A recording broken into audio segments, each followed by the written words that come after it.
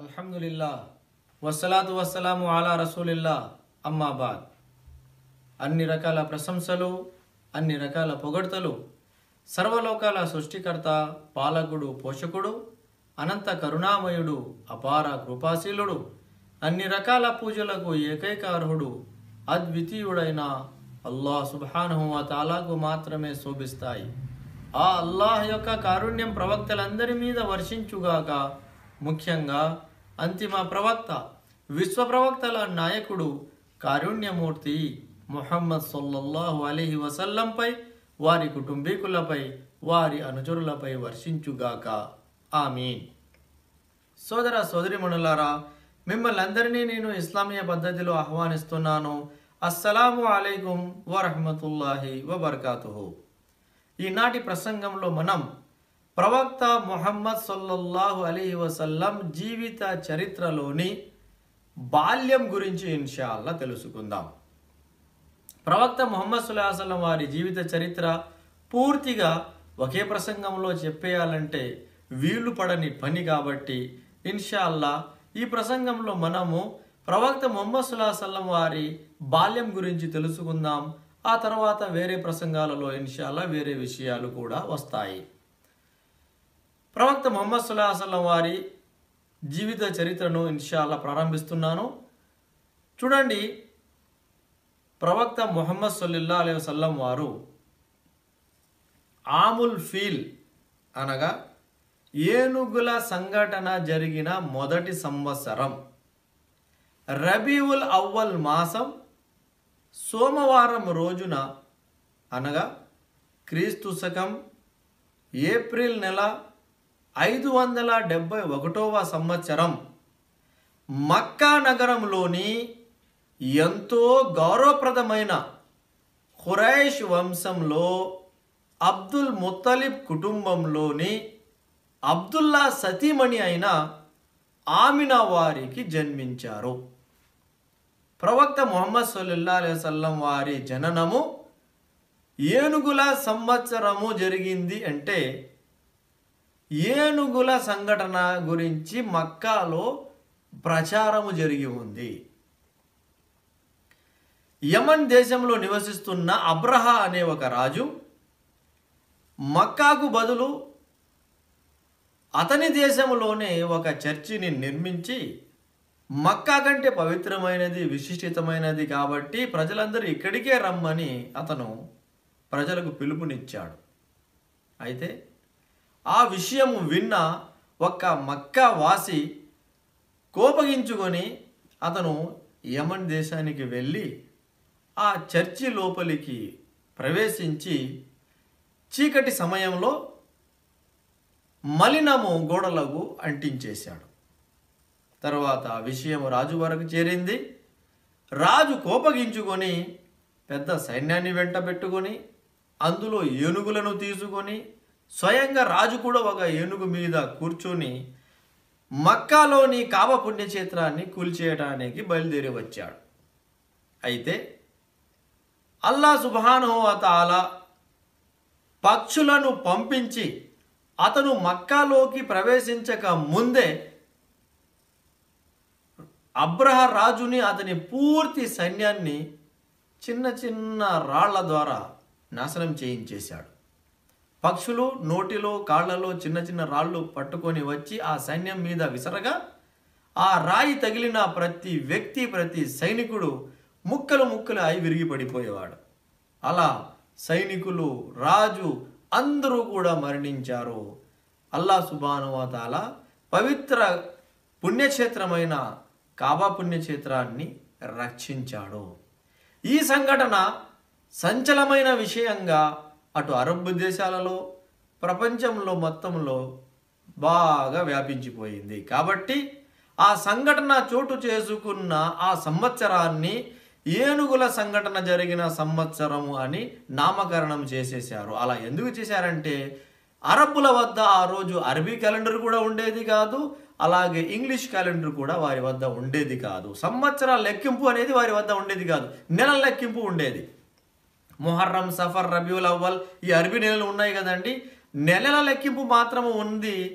సంవత్సరాల లెక్కింపు వారి వద్ద ఉండేది కాదు కాబట్టి ఏనుగుల సంవత్సరం అని చెప్పబడింది. సరే, ఏది ఏమైనప్పటికీ ఇంగ్లీష్ క్యాలెండర్ ప్రకారము ఏప్రిల్ నెల 571వ సంవత్సరంలో ప్రవక్త వారు జన్మించారు. ఇటు మక్కావాసుల ప్రకారము ఏనుగుల సంఘటన జరిగిన సంవత్సరము రబీఉల్ అవ్వల్ మాసంలో సోమవారం రోజున ప్రవక్త ముహమ్మద్ సల్లల్లాహు అలైహి వసల్లం వారు జన్మించారు. ప్రవక్త ముహమ్మద్ సల్లల్లాహు అలైహి వసల్లం వారి జననము గురించి ఇప్పుడు మనకు తెలిసిపోయింది. ఇక ప్రవక్త ముహమ్మద్ సల్లల్లాహు అలైహి వసల్లం వారు జన్మించే సమయానికి ప్రవక్త ముహమ్మద్ సల్లల్లాహు అలైహి వసల్లం వారి తండ్రి అయిన అబ్దుల్లా వారు మరణించి ఉన్నారు. అంటే ప్రవక్త వారి జననానికి ముందే వారి తండ్రి అబ్దుల్లా మరణించారు. ఎలా మరణించారు అంటే రెండు అభిప్రాయాలు ఉన్నాయి. అబ్దుల్లా వారు వ్యాపారం నిమిత్తము సిరియా దేశానికి వెళ్ళి తిరిగి వస్తూ ఉంటే దారిలో అనారోగ్యానికి గురి అయ్యారు. మదీనాకు చేరేసరికి వ్యాధి తీవ్రమయ్యింది, అక్కడే ఆయన మరణించారు అనేది ఒక అభిప్రాయం. రెండవ అభిప్రాయం ఏమిటంటే అబ్దుల్లా వారి తండ్రి అబ్దుల్ ముత్తలిబ్ వారు అబ్దుల్లా వారిని మదీనాకు ఒక పని మీద పంపించి ఉంటే ఆయన అక్కడికి వెళ్ళారు. అయితే అక్కడే వ్యాధికి గురి అయ్యి వ్యాధి తీవ్రమయ్యి మరణించారు అని చెప్తున్నారు. ఏది ఏమైనప్పటికీ అబ్దుల్లా వారు ముహమ్మద్ సల్లల్లాహు అలైహి వసల్లం వారి తండ్రి. ముహమ్మద్ సల్లల్లాహు అలైహి వసల్లం వారు జన్మించక ముందే ఆమినా వారు గర్భవతిగా ఉన్నప్పుడు మదీనా ప్రదేశంలో మరణించారు. ఆ తర్వాత ప్రవక్త ముహమ్మద్ సల్లల్లాహు అలైహి వసల్లం వారి యొక్క జననము జరిగింది. ప్రవక్త ముహమ్మద్ సల్లల్లాహు అలైహి వసల్లం వారు జన్మించిన తర్వాత తాతయ్య అబ్దుల్ ముత్తలిబ్ వారు పరిగెత్తుకుంటూ వచ్చారు. మనవడు పుట్టాడు అని మనవడిని సంతోషంగా ఎత్తుకొని గుండెలకు హత్తుకొని ఏకంగా కాబా పుణ్యక్షేత్రం వరకు తీసుకెళ్ళిపోయారు. అక్కడ బిడ్డను ఒక చోట ఉంచి అల్లా సుబ్హానహు వ తఆలాతో బిడ్డ భవిష్యత్తు కోసము ప్రార్థనలు చేశారు. ప్రజలు వచ్చి ఎవరండి బిడ్డ అని అడిగితే నా మనవడు అని చెప్పారు. ఏం పేరు పెట్టారయ్యా అని అడిగితే ముహమ్మద్ అని పేరు పెట్టానని చెప్పారు. ఆ ప్రకారంగా ప్రవక్త ముహమ్మద్ సల్లల్లాహు అలైహి వసల్లం వారికి వారి తాతయ్య అబ్దుల్ ముత్తలిబ్ గారు ముహమ్మద్ అని పేరు పెట్టారు. ముహమ్మద్ అన్న పేరు ఆ రోజుల్లో మక్కాలో ఎక్కడ కూడా ప్రచారంలోనూ లేదు, కొత్త పేరు అది. ఆ పేరు పెట్టిన తర్వాత నా బిడ్డ పెరిగి పెద్దవాడయినాక ప్రశంసనీయుడు అవ్వాలని నేను ఈ పేరు పెట్టాను అని సగౌరవంగా చెప్పారు తాతయ్య అబ్దుల్ ముత్తలిబ్ వారు. అక్కడ ప్రవక్త ముహమ్మద్ సల్లల్లాహు అలైహి వసల్లం వారి తల్లి అయిన ఆమినా వారు ప్రవక్త వారికి అహ్మద్ అనే పేరు పెట్టారు అని చరిత్రకారులు తెలియజేసి ఉన్నారు. ఆ ప్రకారంగా మన ప్రవక్తకు రెండు పేర్లు ఉన్నాయి. ఒకటి ముహమ్మద్ సల్లల్లాహు అలైహి వసల్లం, మరొకటి అహ్మద్ సల్లల్లాహు అలైహి వసల్లం. ఈ రెండు పేర్ల ప్రస్తావన ఖురాను గ్రంథంలో వచ్చి ఉన్నది. ఇక ప్రవక్త ముహమ్మద్ సల్లల్లాహు అలైహి వసల్లం వారు జన్మించారు. ఆయనకు ముహమ్మద్, అహ్మద్ అనే పేర్లు కూడా పెట్టడం జరిగింది. ఆ తర్వాత ఏమి జరిగింది అంటే ఆ రోజుల్లో మక్కా వాసులకు ఒక అలవాటు ఏమిటంటే పట్టణ వాసులు పుట్టిన వారి బిడ్డలను పల్లెటూరికి పంపించేసేవారు. అలా ఎందుకు చేసేవారంటే నగర వాతావరణము బిడ్డ ఆరోగ్యానికి మంచిది కాదు, పల్లెటూరు వాతావరణము బిడ్డ ఆరోగ్యానికి మంచిది. రెండవ విషయం ఏమిటంటే పట్టణంలో ఉన్న అరబీ భాష స్వచ్ఛమైనది కాదు, పల్లెటూరులో ప్రజలు స్వచ్ఛమైన అరబీ భాష మాట్లాడుతారు. పుట్టినప్పటి నుండి బిడ్డ ఆరోగ్యము బలంగా ఉండాలి అని, బిడ్డ యొక్క మాట కూడా స్వచ్ఛమైనది ఉండాలి అని ప్రజలు, ముఖ్యంగా మక్కా నగర పట్టణవాసులు వారికి పుట్టిన బిడ్డలను పల్లెటూరు వాసులకు ఇచ్చేవారు పాలు త్రాపటానికి. ఇక్కడ ప్రవక్త ముహమ్మద్ సల్లల్లాహు అలైహి వసల్లం వారు జన్మించినప్పుడు మక్కా పక్కలోనే బనీ సాద్ తెగకు చెందిన వారు నివసించే ఒక చిన్న పల్లెటూరు ఉండేదండి. ఆ పల్లెటూరు నుండి కొంతమంది మహిళలు కలిసి మక్కాకు ఎవరైనా ఇండ్లల్లో బిడ్డలు పుట్టి ఉంటే వారిని తీసుకొచ్చుకుందాము అని బయలుదేరి వెళుతూ ఉన్నారు. అలా వెళుతున్న మహిళల్లో హలీమా అనే ఒక మహిళ కూడా ఉన్నారు. హలీమా వారు తెలియజేసిన విషయం ఏమిటంటే, మక్కాకు మనము బయలుదేరుతున్నప్పుడు మన ఊరిలో తెగలో ఉన్న పరిస్థితి ఏమిటంటే, కరువు వల్ల మనుషులతో పాటు పశువులకు కూడా ఆ రోజుల్లో ఆహారము దొరకక అందరూ కూడా అన్న పానీయాలకు దూరం అయిపోయి అల్లాడిపోతున్నారు. పశువులకు గడ్డి కూడా సరిగా దొరకట్లేదు, అలాగే మనుషులకు కూడా సరైన ఆహారము సమయానికి దొరకట్లేదు. అలాంటి క్లిష్టమైన పరిస్థితులలో ఈ మహిళలు కొంతమంది కూలి దక్కుతుందన్న ఆశతో పట్టణానికి అనగా మక్కాకు బయలుదేరారు. హలీమా వారు వారి భర్తతో పాటు బయలుదేరుతూ ఉన్నారు. ఆమె ఒడిలో ఆల్రెడీ ఒక చంటి బిడ్డ ఉన్నాడు. హలీమా ఒక గాడిద మీద ప్రయాణమయ్యారు, వారి భర్త ఒక ఒంటె మీద ప్రయాణమయ్యారు. కరువు వల్ల సరైన ఆహారం దొరకని కారణంగా ఆ గాడిద మరియు ఒంటె చాలా నీరసించిపోయి బలహీనమైనవిగా మారిపోయి ఉన్నాయి. అవి తొందరగా నడవలేకపోతూ ఉన్నాయి. మిగతా మహిళలందరూ కూడా ముందుకు సాగిపోతున్నారు. వారి వద్ద ఉన్న పశువులు కొంచెం బలంగానే ఉన్నాయి కాబట్టి వారు ముందు వెళ్ళిపోతూ ఉన్నారు. తర్వాత హలీమా వారిని వెనక వదిలేసి వారందరేమో ముందుగానే మక్కాకు చేరిపోయారు. మక్కాకు వెళ్ళిన తర్వాత ప్రతి మహిళ ముహమ్మద్ సల్లల్లాహు అలైహి వసల్లం వారి ఇంటి వద్దకు వెళ్ళి, ముహమ్మద్ సల్లల్లాహు అలైహి వసల్లం వారికి తండ్రి లేడు, అనాథ అబ్బాయి అని తెలిసినప్పుడు ఈ బిడ్డని తీసుకుని వెళితే మాకేంటిలే ప్రయోజనము, ఎలాంటి బహుమానాలు, సరైన కూలి దొరుకుతుందో దొరకదో అని వదిలేసి ముందుకు వెళ్ళిపోయేవారు. అలా వెళ్ళి వేరే ధనికుల డబ్బున్న వారి బిడ్డలను తీసుకొని వెళ్ళిపోయేవారు. హలీమా వారు ఆలస్యంగా వచ్చారు.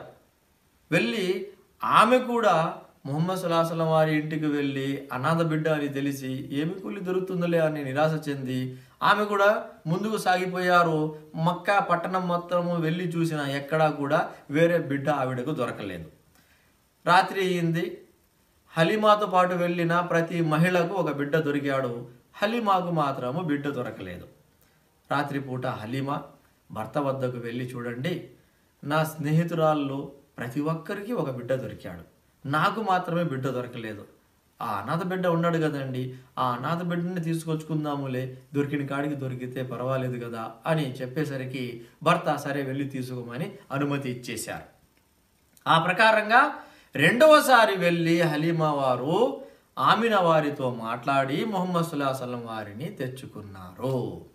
ముహమ్మద్ సల్లల్లాహు అలైహి వసల్లం వారిని హలీమా వారు తీసుకొని వచ్చిన వెంటనే అప్పటి నుండి అల్లాహ్ సుబ్హానహు వ తఆలా హలీమాకు ఎన్నో శుభాలు ఇవ్వటం ప్రారంభించేశాడు.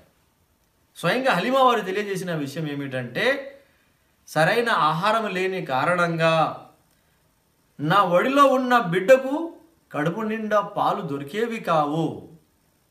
అతను పాలు కోసం ఏడుస్తూ ఉంటే రాత్రిపూట మనకు సరిగా నిద్ర కూడా పట్టేది కాదు. కానీ ముహమ్మద్ వారిని ఎప్పుడైతే నేను ఆమినా వద్ద నుండి తీసుకొని వచ్చానో నా పాలిళ్ళు పాలతో నిండిపోయాయి. నా ఒడిలో ఉన్న బిడ్డ కడుపు నిండా నా వద్ద పాలు తాగి ఆ రాత్రి హాయిగా పడుకున్నాడు. ముహమ్మద్ వారు కూడా కడుపు నిండా పాలు తాగి ఆ రాత్రి హాయిగా పడుకున్నారు. నా భర్త ఆ బలహీనమైన వంట వద్ద కొన్ని పాలు వస్తే ఆ పాలుతోనే ఆలుమగలు ఇద్దరు చెరో సగము తాగి పడుకుందామని వెళ్ళి పాలు వెతకటానికి చూస్తే ఆ బలహీనమైన వంటె పొదుగు నిండా పాలు నిండి ఉన్నాయి. పాలు పితికి ఆయన కడుపు నిండా తాగి నాకు కూడా తీసుకొని వచ్చి ఇస్తే నేను కూడా కడుపు నిండా తాగాను. ఆ ప్రకారంగా ఆ రాత్రి మేము మా బిడ్డలం అందరము కడుపు నిండా పాలు తాగి హాయిగా నిద్రించాము అని చెప్పారు. చూసారా, ముహమ్మద్ వారు వచ్చి రాకనే అల్లాహ్ సుబ్హానహు వ తఆలా అప్పటి నుండే హలీమా వారిలో శుభాలు బరకతులు చూపించటం ప్రారంభించేశాడు. మరుసటి రోజు తెల్లారగానే మిగతా మహిళలందరూ కూడా మీ వంటలో మీ గాడిద బలహీనమైనదిగా ఉంది కాబట్టి మీరు నెమ్మదిగానే రండి, మేము వెళ్తున్నాము అని వారు ముందు బయలుదేరిపోయారు. తర్వాత హలీమా వారు ఆ బిడ్డలను తీసుకొని గాడిద మీదకు ఎక్కగానే ఆ గాడిదను అల్లా సుబ్హానహు వ తఆలా బలమైనదిగా మార్చేశాడు. వారి భర్త వంట మీద ఎక్కగానే అల్లా సుబ్హానహు వ తఆలా ఆ వంటను కూడా బలమైనదిగా మార్చేశాడు. తరువాత ఆ వంట మరియు గాడిద ఎంత స్పీడ్గా నడిచాయి అంటే ముందే బయలుదేరిపోయిన హలీమా వారి స్నేహితురాళ్ళందరినీ కూడా వెనక్కి నెట్టేసి ముందు అవి బనీ సాద్ తెగకు చేరుకున్నాయి.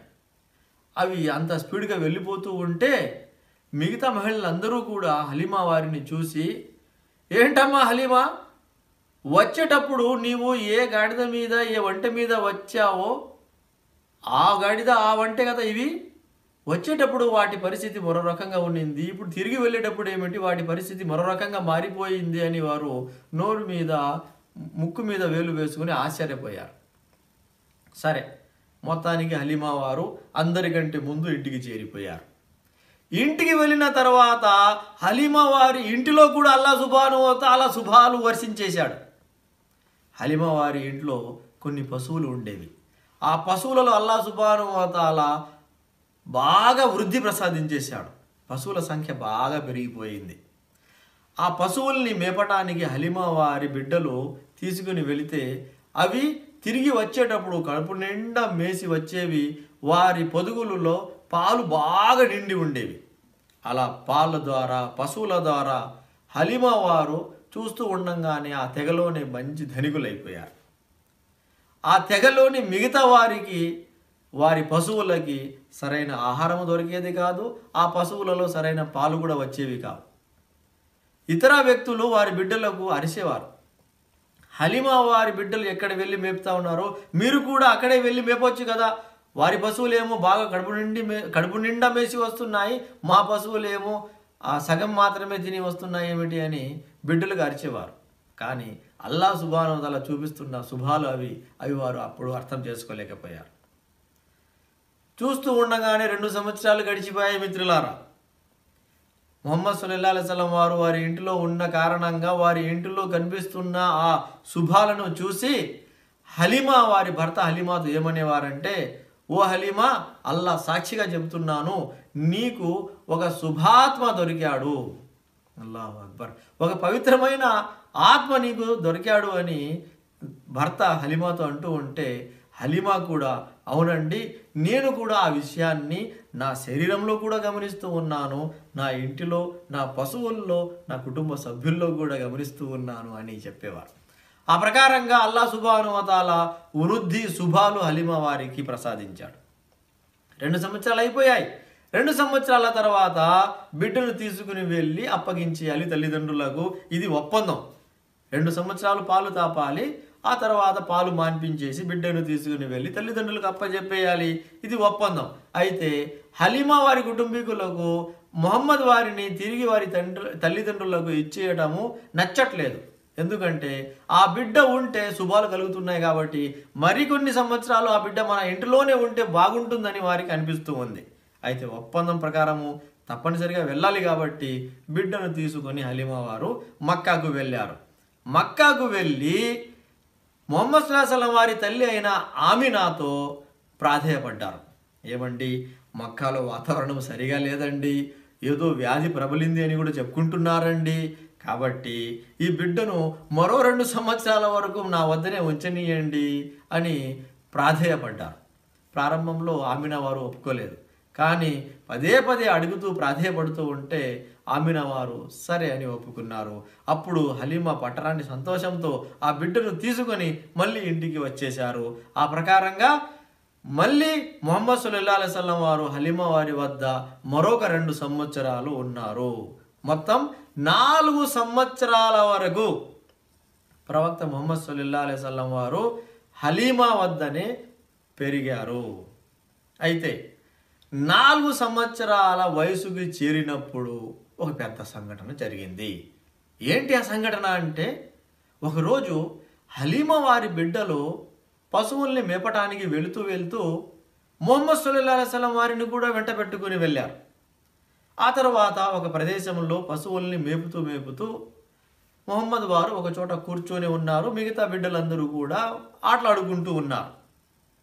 అల్లాహ్ సుబ్హానహు వ తఆలా జిబ్రైల్ దూతను పంపించాడు. జిబ్రీల్ అలైహిస్సలాం వారు తెల్లటి బట్టలలో వచ్చి ముహమ్మద్ సల్లల్లాహు అలైహి వసల్లం వారిని ఒక రాయి మీద పడుకోబెట్టి ముహమ్మద్ సల్లల్లాహు అలైహి వసల్లం వారి వక్షస్థలం, చెస్ట్ అంటారు కదండి, అది చీల్చి హృదయాన్ని బయటికి తీసి అక్కడ ఒక చిన్న పదార్థాన్ని తొలగించేశారు. ఇది శైతాను కూర్చునే స్థావరము తొలగించేస్తున్నాను అని తొలగించి విసిరిపారేసి ఆకాశం నుంచి తీసుకొని వచ్చిన పళ్ళెంలో జంజం నీటిలో ప్రవక్త వారి గుండెను, హృదయాన్ని బాగా శుభ్రము చేసి మళ్ళీ దాని స్థానంలో దాన్ని అమర్చేశారు. ఆ తర్వాత మళ్ళీ మామూలు స్థితిగా వచ్చేటట్టు స్పర్శించేసి జిబ్రీల్ అలైహిస్సలాం వారు వెళ్ళిపోయారు. ఆ దృశ్యాన్ని చూసిన బిడ్డలు కంగారు పడిపోయి భయపడిపోయి ఏడ్చుకుంటూ కేకలు పెడుతూ ఇంటికి వెళ్ళి ఎవరో ముహమ్మద్ని చంపేశారు అని చెప్పగా హలీమా వారి భర్త కంగారు పడిపోయి పరిగెత్తుకుంటూ వచ్చారు. వచ్చి చూస్తే ముహమ్మద్ సల్లల్లాహు అలైహి వసల్లం వారు సజీవంగా రాయి మీద కూర్చొని ఉన్నారు. కాకపోతే 4 సంవత్సరాల బిడ్డ కదండి, అంత పెద్ద సంఘటన జరిగింది కాదండి, ముఖ కవళికలు మారిపోయి ఉన్నాయి. అక్కడ చిన్న చిన్న గుర్తులు కూడా కనిపిస్తూ ఉన్నాయి. అది చూసిన హలీమా మరియు వారి భర్త ఇక ఈ బిడ్డను వారి తల్లికి అప్పగించడమే మంచిది అని అనుకొని కంగారు పడిపోయి 4 సంవత్సరాల తర్వాత తీసుకొని వెళ్ళి ఆమినా వారి చేతికి అప్పగించేశారు. ఆ తర్వాత నుండి ప్రవక్త ముహమ్మద్ సల్లల్లాహు అలైహి వసల్లం వారు తల్లి వద్దనే పెరిగారు. ఆమినా వారు ఒకే ఒక బిడ్డ అయిన ముహమ్మద్ సల్లల్లాహు అలైహి వసల్లం వారిని ఎంతో ప్రేమ అభిమానాలతో పెంచారు. 2 సంవత్సరాలు గడిచాయి. మొత్తం ప్రవక్త ముహమ్మద్ సల్లల్లాహు అలైహి వసల్లం వారి వయస్సు 6 సంవత్సరాలకు చేరింది. 6 సంవత్సరాల వయసుకి చేరినప్పుడు తల్లి ఆమినా వారికి ఒక కోరిక కలిగింది. మరణించిన భర్త సమాధిని సందర్శించాలని, అలాగే తల్లి ఊరు అయిన యస్రిబ్కి వెళ్ళాలని ఆవిడ కోరుకున్నారు. ఆ కోరిక వెళ్ళి అబ్దుల్ ముత్తలిబ్ ప్రవక్త ముహమ్మద్ సల్లల్లాహు అలైహి వసల్లం వారి తాతయ్య వద్దకు వెళ్ళి వినిపించారు. అప్పుడు అబ్దుల్ ముత్తలిబ్ వారు సరే అని రాజీ అయ్యారు. తర్వాత ఆమినా ముహమ్మద్ సల్లల్లాహు అలైహి వసల్లం వారిని అలాగే బానిసరాలు ఉమ్మే ఐమన్ని వెంటబెట్టుకొని అబ్దుల్ ముత్తలిబ్ వారితో పాటు కలిసి మక్కా నుండి యస్రిబ్కి వెళ్ళారు. యస్రిబ్ అంటే మదీనా అంటున్నాం కదండి మనము, ఆ మదీనాని ఆ రోజుల్లో యస్రిబ్ అనేవారు. ఆ యస్రిబ్కి వెళ్ళారు. అక్కడ 1 నెల వరకు అక్కడే ఉన్నారు. నెల ఉండిన తర్వాత, నెల పూర్తయిన తర్వాత మళ్ళీ అక్కడి నుండి మక్కాకు తిరుగు ప్రయాణమయ్యారు. వస్తూ ఉంటే దారిలో ముహమ్మద్ సల్లల్లాహు అలైహి వసల్లం వారి తల్లి ఆమినా వారి ఆరోగ్యము క్షీణించింది. అబువా అనే ప్రదేశంలో తల్లి ఆమినా వారు కూడా మరణించారు. 6 సంవత్సరాల వయసులో ప్రవక్త ముహమ్మద్ సల్లల్లాహు అలైహి వసల్లం వారికి తండ్రి లేరు, తల్లి లేదు. తల్లిదండ్రులు లేకుండా అనాథ అయిపోయిన ముహమ్మద్ సల్లల్లాహు అలైహి వసల్లం వారిని తాత అబ్దుల్ ముత్తలిబ్ దగ్గరికి తీసుకున్నారు. బానిసరాలు అయిన ఉమ్మే ఐమన్ను వెంటబెట్టుకొని ముహమ్మద్ సల్లల్లాహు అలైహి వసల్లం వారిని కూడా వెంటబెట్టుకొని అబ్దుల్ ముత్తలిబ్ వారు మళ్ళీ మక్కాకు వచ్చి చేరిపోయారు. తల్లిదండ్రులు లేకుండా ఒంటరిగా మిగిలిపోయి ఉన్న ముహమ్మద్ సల్లల్లాహు అలైహి వసల్లం వారికి ఎలాంటి లోటు లేకుండా చూసుకోవాలని తాతయ్య అబ్దుల్ ముత్తలిబ్ వారు ముహమ్మద్ సల్లల్లాహు అలైహి వసల్లం వారిని, మనవడిని తమ బిడ్డల కంటే ఎక్కువగా దగ్గరగా ఉంచుకొని ప్రేమ అభిమానాలు పంచారు. ఎంతగా అబ్దుల్ ముత్తలిబ్ వారు ముహమ్మద్ సల్లల్లాహు అలైహి వసల్లం వారిని అభిమానించేవారు, ఎంత ప్రేమ ఆప్యాయత చూపేవారు తెలుసుకోవడానికి ఒక చిన్న ఉదాహరణ మీ ముందర ఉంచడం జరుగుతుంది. అబ్దుల్ ముత్తలిబ్ ఎవరంటే మక్కా నగరానికి పెద్ద మనిషి ఆయన. అలాగే మక్కా నగరంలో ఉన్న కాబతుల్లా పుణ్యక్షేత్రానికి ఆయన నిర్వాహకుడు. ఆ ప్రకారంగా మక్కా వాసులు ఆయనను పెద్ద మనిషి అని, పుణ్యక్షేత్ర నిర్వాహకుడు అని చాలా గౌరవించేవారు. మక్కాలో కాబతుల్లా వద్ద ఒక చేప ఉండేది. ఆ చేప మీద అబ్దుల్ ముత్తలిబ్ వారు కూర్చునేవారు. అది మా నాయకుని చేప అని ఎవరు కూడా దాని మీద కూర్చునేవారు కాదు. అబ్దుల్ ముత్తలిబ్ వారు వచ్చి అక్కడ కూర్చుంటే ఆ చేప చుట్టూ మిగతా వారు కూడా కూర్చునేవారు. స్వయంగా అబ్దుల్ ముత్తలిబ్ వారి సంతానము, వారి బిడ్డలు కూడా ఆ చేప మీద కాలు పెట్టేవారు కాదు. అయితే అబ్దుల్ ముత్తలిబ్ వారు వెళ్ళి అక్కడ కూర్చున్నప్పుడు ముహమ్మద్ సల్లల్లాహు అలైహి వసల్లం వారు చిన్న అబ్బాయి కదండి, పరిగెత్తుకుంటూ వెళ్ళి ఆ చేపలోకి వెళ్ళి తాతయ్య వద్దకు వెళ్ళిపోయేవారు.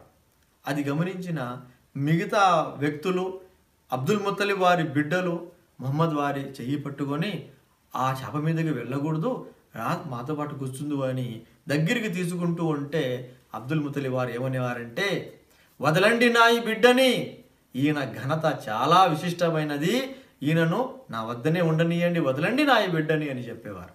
అలా ఎవరు కాలు పెట్టడానికి కూడా భయపడిపోయే ఆ చేప మీద అబ్దుల్ ముత్తలిబ్ వారు కూర్చోవటంతో పాటు మొహమ్మద్ సల్లల్లాహు అలైహి వసల్లం వారిని కూడా కూర్చోబెట్టుకునేవారు. చరిత్రకారులు తెలియజేసిన దాని ప్రకారము అబ్దుల్ ముత్తలిబ్ వారు మొహమ్మద్ సల్లల్లాహు అలైహి వసల్లం వారిని ఒడిలో పెట్టుకొని గుండెలతో హత్తుకొని వీపు మీద కూడా తట్టేవారు. అంటే తల్లిదండ్రులు లేని లోటు కనిపించకుండా అంత ప్రేమను పంచేవారు అబ్దుల్ ముత్తలిబ్ వారు మొహమ్మద్ సల్లల్లాహు అలైహి వసల్లం వారికి. అయితే 9 సంవత్సరాల వయసుకు చేరేటప్పటికీ తాతయ్య కూడా మరణించారు. అయితే మరణించే ముందు ఆయన అబ్దుల్ ముత్తలిబ్ యొక్క 10 మంది కుమారులలో ఒక కుమారుడైన అబూ తాలిబ్ వారికి ప్రవక్త ముహమ్మద్ సల్లల్లాహు అలైహి వసల్లం వారి యొక్క పోషణ బాధ్యత అప్పగించేశారు. ఆ తర్వాత అబ్దుల్ ముత్తలిబ్ వారు ఎప్పుడైతే మరణించారో తాతయ్య మరణం తర్వాత ముహమ్మద్ సల్లల్లాహు అలైహి వసల్లం వారి యొక్క పోషణ బాధ్యత ముహమ్మద్ సల్లల్లాహు అలైహి వసల్లం వారి యొక్క పినతండ్రి చిన్నాన్న అబూ తాలిబ్ వారు తీసుకున్నారు.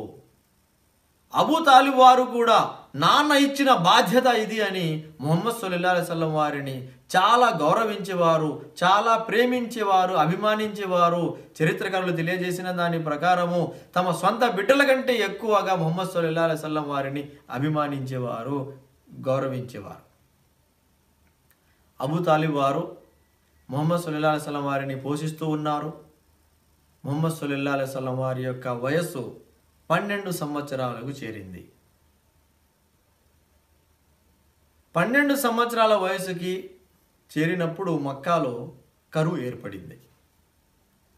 కరువు ఏర్పడినప్పుడు ప్రజలు అబ్దుల్ ముత్తలిబ్ తర్వాత ఇక అబూ తాలిబ్ ప్రజలకు పెద్ద మనిషి అయ్యారు. అలాగే ఆ కాబతుల్లా యొక్క నిర్వహణ బాధ్యత కూడా తీసుకున్నారు.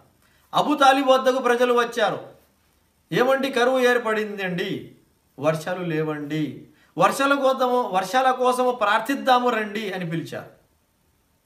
అబూ తాలిబ్ వారు ఏం చేశారంటే, సరే వస్తున్నాను పదండి అని ముహమ్మద్ సల్లల్లాహు అలైహి వసల్లం వారిని చెయ్యి పట్టుకొని వెళ్ళారు. చెయ్యి పట్టుకొని వెళ్ళి కాబా పుణ్యక్షేత్రంలో ప్రవక్త ముహమ్మద్ సల్లల్లాహు అలైహి వసల్లం వారిని కాబా గోడతో ఆనించి చెయ్యి పట్టుకొని అల్లాహ్ సుబ్హానహు వ తఆలాతో వర్షం కోసము ప్రార్థన చేయగా చరిత్రకారులు తెలియజేశారు, మిత్రులారా, ప్రార్థన ప్రారంభించే సమయానికి ఆకాశం పైన ఒక్క మేఘము కూడా లేదు. ముహమ్మద్ సల్లల్లాహు అలైహి వసల్లం వారిని కాబతుల్లా గోడకు ఆనించి ప్రవక్త వారి వీపు కాబతుల్లా గోడకు ఆనించి ప్రార్థన చేయగా ప్రార్థన చేస్తూనే ఉన్నారు. అటు నుంచి ఇటు నుంచి మబ్బులు మేఘాలు వచ్చాయి. ఆ తర్వాత మంచి వర్షము కురిసింది. ఎంత మంచి వర్షము కురిసిందంటే మక్కా లోయ మొత్తము వరద నీటితో నిండిపోయింది. అలా వరదలు వచ్చేటట్టుగా వర్షము కురిసింది అని చరిత్రకారులు తెలియజేసి ఉన్నారు. మిత్రులారా, సరే 12 సంవత్సరాల వయసులో అబూ తాలిబ్ వారు వ్యాపారము కోసము సిరియా దేశానికి వెళుతూ ఉన్నారు. సిరియా దేశానికి వెళుతున్నప్పుడు ముహమ్మద్ సల్లల్లాహు అలైహి వసల్లం వారిని కూడా వెంట పెట్టుకొని బయలుదేరారు. వెళుతూ ఉంటే బుస్రా అనే ఒక ప్రాంతంలో బస చేశారు. అయితే ఆ ప్రాంతంలో ఒక చర్చి ఉండేది. ఆ చర్చిలో బహీరా అనే బిరుదు గల, జర్జిస్ అనే పేరు గల ఒక ఫాదర్ ఉండేవాడు. ఆ ఫాదర్ ఎప్పుడు కూడా ఆరాధనలో నిమగ్నమయ్యి చర్చి వదిలి బయటికి వచ్చేవాడు కాదు. కానీ అబూ తాలిబ్ వారు ఇతర వ్యక్తులతో పాటు కలిసి వ్యాపారం కోసం వెళుతూ అక్కడ బస చేశారు కదా, ఆ సమయంలో మాత్రం అతను చర్చిలో నుండి బయటికి వచ్చి ఆ బిడారంలో ఉన్న వారందరికీ కూడా ఆహారానికి ఆహ్వానించాడు, అంటే భోజనానికి ఆహ్వానించాడు. అందరూ భోజనం చేయటానికి ఆయన ఆహ్వానాన్ని మన్నించి వెళ్ళగా ప్రజలందరినీ అతను దగ్గర నుంచి పరిశీలిస్తూ ఉన్నాడు. పరిశీలిస్తూ ముహమ్మద్ సల్లల్లాహు అలైహి వసల్లం వారి దగ్గరకు వెళ్ళాడు. ముహమ్మద్ సల్లల్లాహు అలైహి వసల్లం వారి చేయి పట్టుకొని ఈ బిడ్డ ఎవరి బిడ్డ అని అడిగాడు. అబూ తాలిబ్ వారు నా బిడ్డ అని చెప్పారు. నా బిడ్డ అని చెప్పినప్పుడు ఆ బహీరా అనే బిరుదు గల, జర్జీస్ అనే పేరు గల ఆ పాదిరి ఏమంటున్నాడంటే, చూడండి, ఈయన సర్వలోకాలకు నాయకుడు, రహ్మతుల్లిల్ ఆలమీన్, సర్వలోకాలకు కారుణ్యమూర్తి అవుతాడు అని చెప్పారు. అబూ తాలిబ్ వారు నువ్వు ఎలా చెప్పగలవయ్యా అని, ఇదంతా నువ్వు ఆయన గురించి ఎలా చెప్పగలుగుతున్నావు అని అడిగారు. అప్పుడు ఆ జర్జీస్ బహీరా అనే బిరుదు గల పాదిరి ఏమన్నాడంటే, చూడండి, మీరు ఎప్పుడైతే ఈ లోయలోకి ప్రవేశించారో నేను పైనుంచి దూరం నుంచి మొత్తం గమనిస్తూనే ఉన్నాను. ఈ బిడ్డ వస్తూ ఉంటే ఈ లోయలో ఉన్న ప్రతి చెట్టు, ప్రతి రాయి వంగి అతనికి సలాం చెబుతున్నాయి, నమస్కరిస్తున్నాయి. ఒక మేఘము ఇతనికి నీడ ఇస్తూ ఉంది. అంతేకాదు, ఈ బిడ్డ వీపు మీద భుజానికి దగ్గరలో ఆపిల్ కాయ ఆకారంలో ఒక మచ్చ లాంటిది ఉంది, చూశారా? ఇది ప్రవక్తకు ఉన్న ఒక గుర్తింపు. ఇలాంటి గుర్తింపులు నేను మా గ్రంథాలలో కూడా చదివి ఉన్నాను. అంటే బైబిల్ గ్రంథంలో రాబోయే ప్రవక్త గురించి ఇలాంటి కొన్ని సూచనలు, గుర్తులు నేను చదివి ఉన్నాను. కాబట్టి నేను చెబుతున్నాను, ఈ బిడ్డను మీరు సిరియా దేశానికి తీసుకుని వెళ్ళకండి. ఎందుకంటే అక్కడ యూదులు ఉంటారు. వారు ఈ బిడ్డలో ఉన్న లక్షణాలు, గుర్తులు చూశారంటే గుర్తుపట్టి ఆ బిడ్డను చంపనైనా చంపేస్తారు. ఎందుకంటే యూదుల స్వభావం ప్రవక్తలను చంపేయటం, ప్రవక్తలను చంపేయటం యూదుల స్వభావం అది. కాబట్టి ఈ బిడ్డకు ప్రాణహాని ఉంటుంది.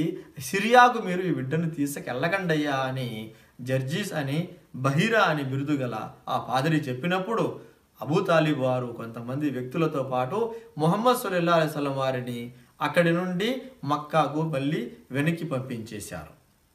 ఇలా 12 సంవత్సరాల వయసులో ఈ సంఘటన చోటు చేసుకుంది. పసితనంలోనే ఒక ఫాదరి ముహమ్మద్ సల్లల్లాహు అలైహి వసల్లం వారిని గుర్తుపట్టాడు. పెద్దయ్యాక ఈయన రహ్మతుల్లిల్ ఆలమీన్, సర్వలోకాల కారుణ్యమూర్తి అవుతాడని, సర్వలోకాల నాయకుడు అవుతాడని ఆయన ఆ రోజే సాక్ష్యం ఇచ్చాడు. ఇవి ప్రవక్త ముహమ్మద్ సల్లల్లాహు అలైహి వసల్లం వారి పసితనంలో చోటు చేసుకున్న కొన్ని విషయాలు. ఇన్షా అల్లా యవ్వనంలో ప్రవక్త ముహమ్మద్ సల్లల్లాహు అలైహి వసల్లం వారి జీవితంలో ఏమి విషయాలు చోటు చేసుకున్నాయో అవి తర్వాత వచ్చే భాగంలో మనం తెలుసుకుందాం.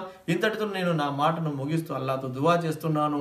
అల్లాహ్ సుబ్హానహు వ తఆలా మమ్మల్ని అందరికీ ప్రవక్త ముహమ్మద్ సల్లల్లాహు అలైహి వసల్లం వారి జీవిత చరిత్ర తెలుసుకొని ప్రవక్త ముహమ్మద్ సల్లల్లాహు అలైహి వసల్లం వారి అడుగుజాడల్లో నడుచుకునే భాగ్యం ప్రసాదించుగాక. ఆమీన్. వ జజాకుముల్లాహు ఖైరాన్. అస్సలాము అలైకుం వ రహ్మతుల్లాహి వ బరకాతుహు.